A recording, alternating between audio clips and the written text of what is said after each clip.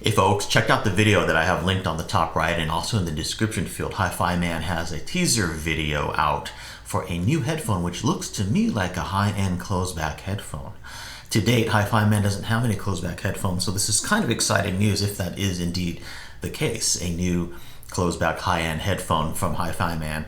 It could be not a high-end headphone, it could be something that is more along the lines of a closed-back Bluetooth headphone. Sort of following along the lines of their Diva Bluetooth wireless headphone that they do currently have, and maybe they're making a closed-back version which would be ideal for travel purposes. I just don't know. So you're interested to hear what your speculation on it might be.